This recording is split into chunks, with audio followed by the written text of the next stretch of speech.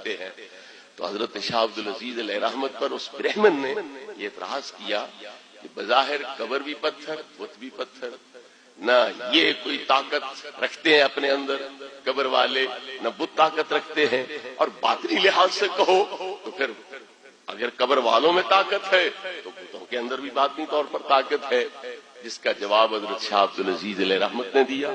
اور یہ جواب بڑا اہم، آج کل کے دور میں اس کا یاد رکھنا بڑا ضروری فرض ہے، آپ حضرات پر اسے ذہن نشین رکھو۔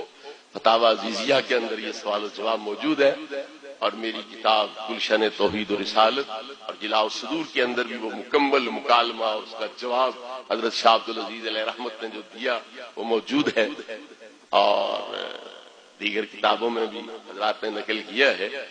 تو حضرت شاہ عبد العزیز علیہ رحمت نے فرمایا کہ ڈنڈی تم مار رہے ہو، ہم ڈنڈی نہیں مار رہے، دھوکہ تم دے رہے ہو، ہم دھوکہ نہیں دیتے، تم پتھر کے پاس جاتے ہو، ہم پتھر کے پاس نہیں جاتے، بلکہ اس پتھر کے مکان میں جو مکین ہے ہم اس کے پاس جاتے ہیں۔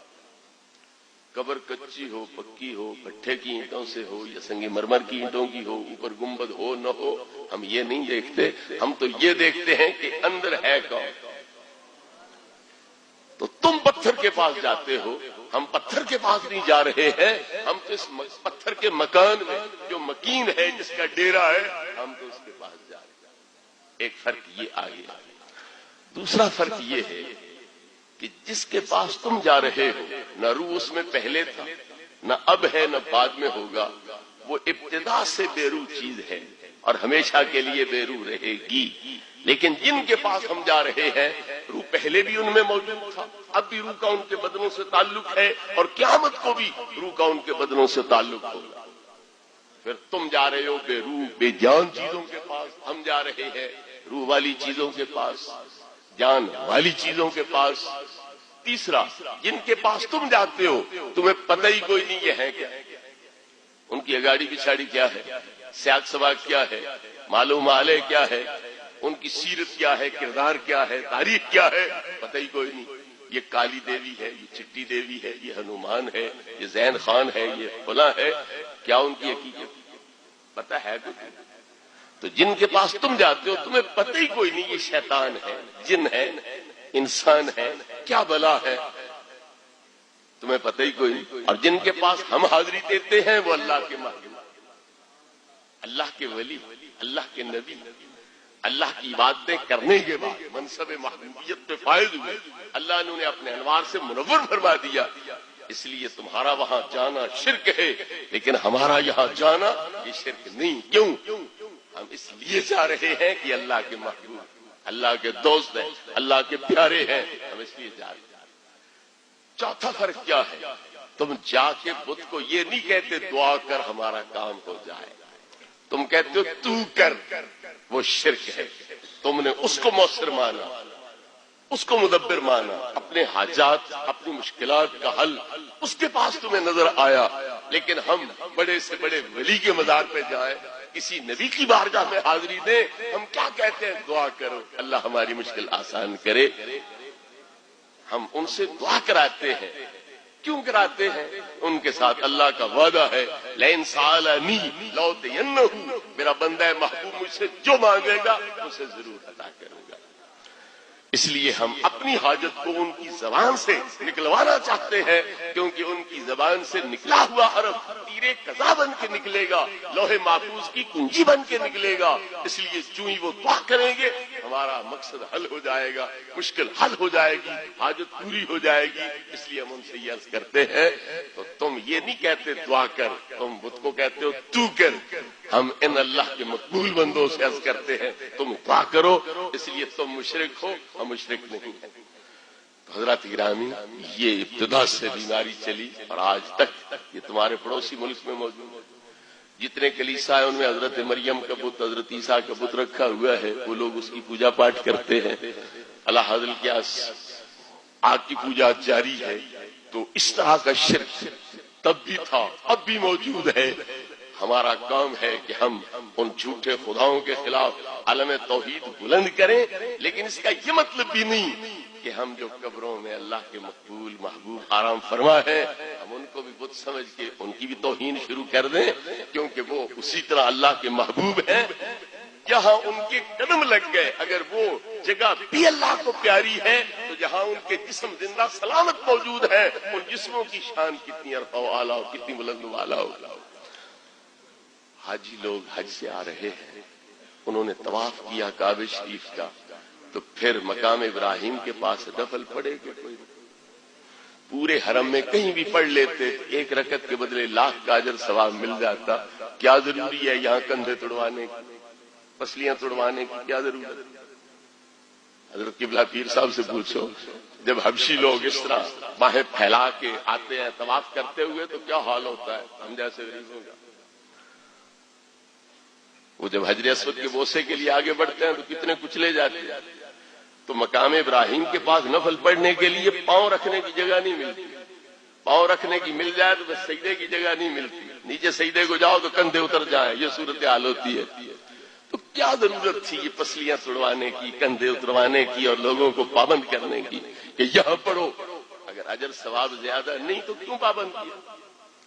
پتا چلا جہاں صرف قدموں کے نقش ہیں وہاں اتنی برکتیں نازل ہو رہی ہیں، اتنی رحمتیں نازل ہو رہی ہیں کہ پورے حرم میں جہاں ایک رکعت کے بدلے 1 لاکھ کا ثواب ملتا ہے یہاں کئی لاکھ گنا زیادہ اجر ثواب مل جاتا ہے۔ اس لیے پابند کیا گیا کہ جہاں ان بابرکت ہستیوں کے نشانے قدم لگے ہیں ان پتھروں کے پاس نماز پڑھو تاکہ تمہاری نماز جلدی قبول ہو جائے اور اس میں کئی گنا اور اجر ثواب ہو جائے۔ تو جہاں صرف نشان قدم ہے اس جگہ کی تو تعظیم ضروری ہو، اور جہاں وہ قدم بھی ہوں، قدموں والے بھی ہوں، زندہ سلامت بھی ہوں، وہاں بلڈوزر چلا دیا۔ کیا خیال ہے؟ زندہ سلامت موجود ہے۔ الانبیاء احیاء یصلون فی قبورہم، اللہ کے پیغمبر زندہ ہوتے ہیں اور قبروں میں نمازیں ادا کرتے ہیں۔ فنبی اللہ حی یرزق فی قبرہ، اللہ کا پیغمبر زندہ ہوتا ہے وہ قبر کے اندر اسے رزق دیا جاتا ہے۔ ان اللہ حرم علی الارض ان تاکل اجساد الانبیاء، اللہ نے زمین پہ حرام کر دیا ہے وہ پیغمبروں کے جسموں کو چھیڑ ہی نہیں سکتی ہے، نہ وہ سیدھا کر سکتی ہے نہ گلا سکتی ہے۔ جب وہ زندہ سلامت موجود ہیں تو پھر ان کی بارگاہوں کی حاضری اور ان کے قرب و جوار میں نماز پڑھنا اس کا کتنا اجر ثواب ہوگا۔ حضور شاہ عبدالحق محدث دہلوی علیہ رحمت نے شیخ الواد میں بڑی پتے کی بات کی ہے۔ وہ فرماتے ہیں کہ دنیا کے جس گوشے میں چلے جاؤ، اس مسجد میں نماز پڑھو، صف کی دائیں جانب کھڑے ہو کے پڑھو تو ثواب زیادہ، بائیں جانب کھڑے ہو کے پڑھو تو ثواب تھوڑا۔ کوئی بھی مسجد ہو، جس جگہ کی بھی ہو، مکہ شریف ہو، بیت المقدس میں ہو، کہیں بھی چلے جاؤ، صف کی دائیں جانب کھڑے ہونے پر ثواب زیادہ، بائیں جانب کھڑے ہونے پر ثواب تھوڑا۔ لیکن جن کی یہ حدیث، جن کی یہ شریعت، جن کا یہ دین، ان کی مسجد میں جاؤ تو دائیں جانب کھڑے ہونے پر ثواب تھوڑا ہے، بائیں جانب کھڑے ہونے پر ثواب زیادہ ہے۔ کیوں؟ قبلہ وہاں جنوب میں ہے، اب دائیں جانب جو ہوگا وہ روضہ پاک سے دور ہو جائے گا، جو بائیں جانب ہوگا وہ روضہ پاک کے قریب ہوگا، کیونکہ روضہ پاک مشرق میں ہے۔ تو جو بائیں جانب وہ روضہ پاک کے قریب، جو دائیں جانب وہ روضہ پاک سے دور، جتنا قریب ہوتا جائے گا اجر ثواب بڑھتا جائے گا، اور جتنا دور ہوتا جائے گا اجر ثواب کم ہوتا چلا جائے گا۔ لہذا توحید پھیلانے کا یہ مطلب نہیں ہے کہ اللہ والوں کی بے ادبی شروع کر دی جائے، ان کو قبروں میں بھی آرام سے نہ بیٹھنے دیا جائے، بلکہ جو دشمن ہے، جو مخالف ہے، ابراہیم علیہ السلام نے وہ توڑے جن کو وہ خدا کہہ رہے تھے، تو تم تو ابراہیم علیہ السلام کو رسول مانتے ہو، اللہ کا نبی مانتے ہو، پھر قبر اکھیڑنے کا کیا مطلب؟ اس لیے یہ توحید نہیں، ان کے نشان مٹا دیے جائیں۔ ہنالک دعا زکریا ربہ، حضرت مریم کے پاس حضرت زکریا علیہ السلام آئے، دیکھا بے موسم پھل پڑے، تو خیال آیا کہ جو خدا اس بچی کو یہاں بے موسم پھل دے سکتا ہے وہ مجھے بڑھاپے میں میری بیوی کے بانجھ ہونے کی صورت میں ہمیں بیٹا نہیں دے سکتا۔ تو ہنالک دعا زکریا ربہ، پھر جا کے مسجد میں نہیں دعا کی، اسی کوٹھڑی میں دعا کی ہے۔ کیوں؟ یہ اللہ کی مقبول بندی کی جگہ ہے، میں یہی دعا کروں، اللہ اس کے الفاظ قدسیہ کے دخل میری دعا کو قبول کرے گا۔ چنانچہ دعا کی آپ نے اور قبولیت بھی اسے حاصل ہوئی اور اللہ نے بیٹا دیا۔ لہذا وہ جگہیں بھی مقدس ہوتی ہیں جہاں ان کے قدم پڑتے ہیں، وہ زمانہ بھی مقدس ہوتا ہے جن میں ان کا ظہور ہوتا ہے۔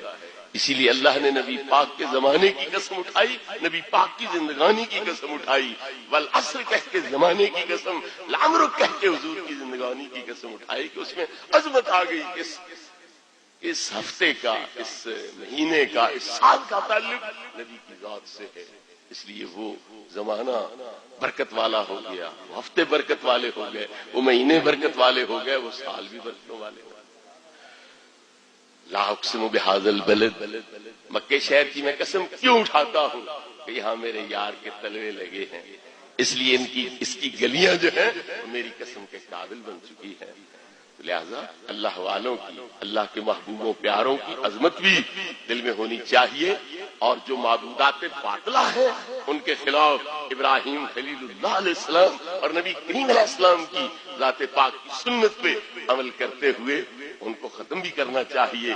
ادھر ابراہیم علیہ السلام نے بت توڑے، ادھر نبی کریم علیہ السلام نے ان بتوں کا صفایا کیا اور کعبے کو پاک صاف کیا۔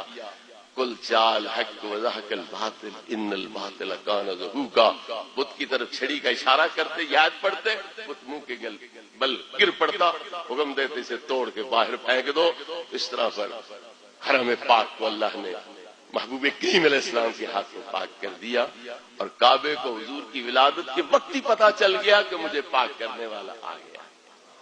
چنانچہ حضور کی ولادت والی رات حضور کے در والا کی طرف سجدہ ریز ہو کے کیا کہا؟ اللہ اکبر، الآن طہرنی ربی من الانجاس، اب رب نے مجھے پلیدیوں سے پاک کر دیا، مجھے پاک کرنے والا آ گیا۔